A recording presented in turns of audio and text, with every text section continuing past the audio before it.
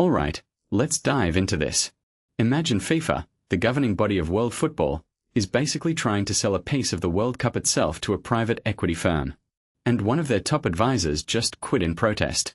That's not just drama, it's a seismic shift in how sports are being commodified.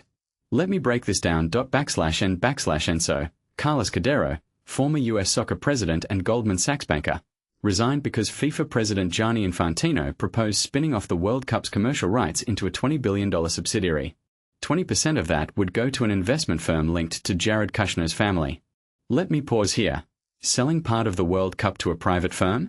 That's like if the NFL sold the Super Bowl to Wall Street. But worse, because football isn't just a sport, it's a global cultural institution. /n/n now. Cordeiro's argument is straightforward. FIFA already has $15 billion in revenue from the last World Cup cycle and zero debt. Why mortgage the future for $4.2 billion? Personally, I think this reeks of short-term thinking. Infantino's plan feels like a cash grab disguised as innovation. But here's the twist. This isn't just about money. It's about control. Private equity firms don't invest in things unless they see a way to monetize them harder. So what happens next? Ticket prices go up? TV deals get more exclusive? Smaller nations get squeezed out? /n/n what many people don't realize is that FIFA's structure has always been a balancing act between football idealism and corporate pragmatism. Cordeiro's resignation isn't just about dissent, it's a warning shot. He's saying, we are crossing a line where football's soul gets diluted. And he's not wrong. The World Cup isn't just FIFA's asset, it's a shared global heritage. Selling stakes in it risks turning the beautiful game into just another profit center. /n/n but let's get deeper. Infantino's been in charge for over a decade. He's basically untouchable, until now.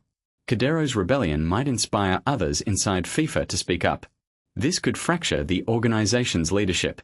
And the Kushner connection. That's not just a detail, it's a red flag for conflicts of interest. How does a firm tied to Trump's inner circle align with global football's interests? This raises a bigger question.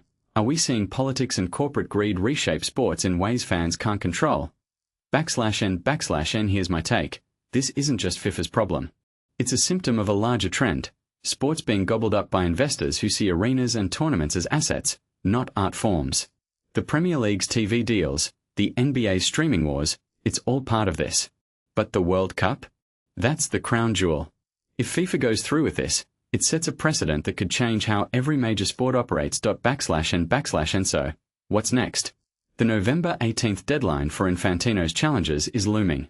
Maybe this drama forces a leadership shakeup.